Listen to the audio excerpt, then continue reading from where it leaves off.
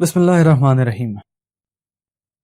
اگر کوئی بہت ہی خوبصورت خواب دیکھتے دیکھتے آپ کی آنکھ کھل جائے تو آپ کو بڑا افسوس ہوتا ہے کہ آنکھ کیوں کر کھل گئی۔ اسی طرح اگر کوئی انتہائی ڈراؤنا خواب دیکھتے دیکھتے انسان کی آنکھ کھل جائے تو وہ اللہ کا شکر ادا کرتا ہے کہ یہ صرف خواب ہی تھا اور یہ خوفناک واقعہ اصل زندگی میں اس کے ساتھ پیش نہیں آیا۔ تقریباً یہی حساب انسان کا روز قیامت بھی ہوگا، جب انسان کو لگے گا کہ جیسے اس کی خواب سے آنکھ کھل گئی ہے اور اصل زندگی تو اب شروع ہوئی ہے۔ سوال تو بس یہ ہے کہ ہمارے اعمال کیا اس قابل ہوں گے کہ ہم آنکھ کھلنے پر قیامت کے دن خوش ہوں۔ دوستو، ہمارے روزمرہ کی زندگی میں ہم اکثر اوقات خوابوں کے سحر میں مبتلا رہتے ہیں۔ راتوں کو دیکھے گئے خوابوں کی تعبیر کی تلاش میں دن میں کبھی قرآن، کبھی حدیث، کبھی کسی عالم اور کبھی کسی خوابوں کے ایکسپرٹ سے پوچھتے ہیں۔ لیکن خوابوں کی تعبیر کے معاملے میں آپ کو پہلے یہ بات سمجھنا ضروری ہے کہ جس خواب کی تعبیر آپ ڈھونڈنے چلے ہیں اس کا ماخذ کیا ہے، اس کا وجود کہاں سے آیا۔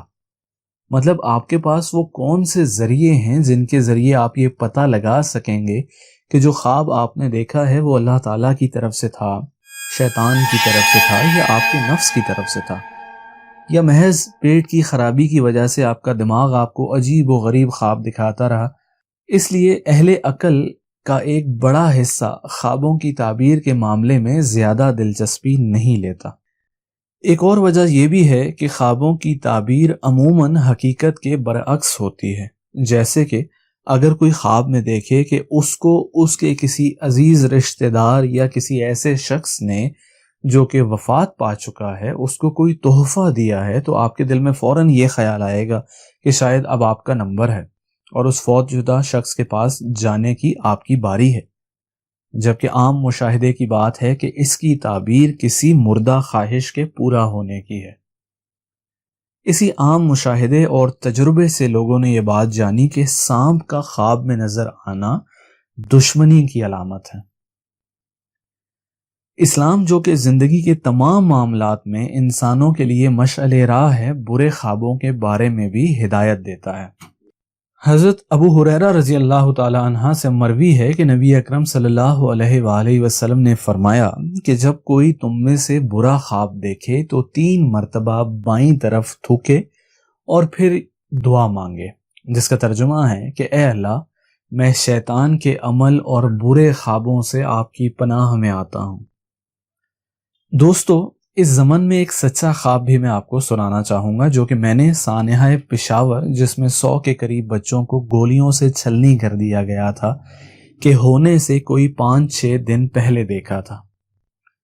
جب میں نے یہ خواب دیکھا تو اس وقت میں ایک امریکن خاتون جو کہ نو مسلم تھیں اور فزکس، روحانیت اور خوابوں کے بارے میں بڑا علم رکھتی تھیں، سے روز اپنے خوابوں کا ذکر کیا کرتا تھا، یا یوں کہنا زیادہ بہتر ہوگا کہ ان سے لوسیڈ ڈریمنگ، جس کے بارے میں ہم پھر کبھی بات کریں گے، کو باقاعدہ سیکھ رہا تھا۔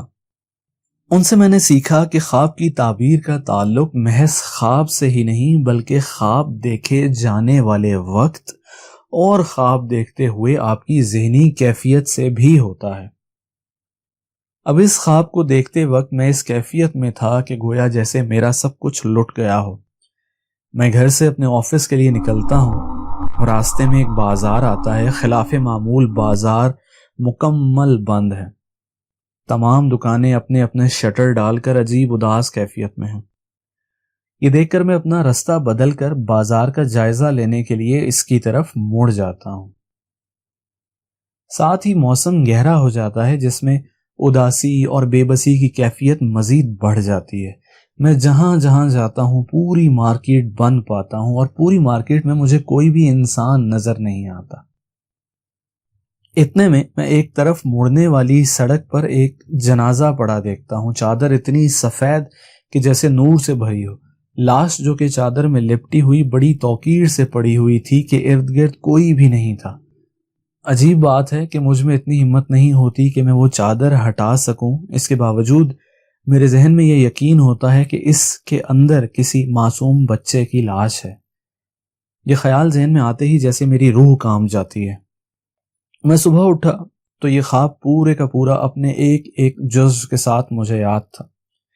میں نے صدقہ دیا اور اپنے کاموں میں لگ گیا۔ شام کو یہ خواب میں نے اپنی اس استاد اور دوست جو کہ اب اس جہان فانی میں نہیں ہے سے ذکر کیا، اور ان کی اس خواب کی تعبیر نے میری روح کو لرزا دیا۔ ان کے الفاظ مجھے حرف بہ حرف یاد ہیں۔ انہوں نے کہا کہ یہ خواب تم نے بحیثیت خود نہیں بلکہ بحیثیت پاکستان دیکھا ہے۔ بازار میں تم نہیں بلکہ پاکستان پھر رہا تھا، اور وہ بچہ بھی تمہارا نہیں بلکہ پاکستان کا تھا۔ پاکستان کے بچوں کو اس وقت بہت بڑا خطرہ لاحق ہے، کچھ کرو اور ان کو بچا لو، نہیں تو تمہیں بہت جانی نقصان ہوگا، اور وہ بھی معصوم بچوں کا۔ دوستو، اس خواب کے صرف 5-6 دن کے بعد سانحہ پشاور ہو گیا، جس نے پوری دنیا میں ہر دل رکھنے والے شخص کو خون کے آنسو رلا دیا۔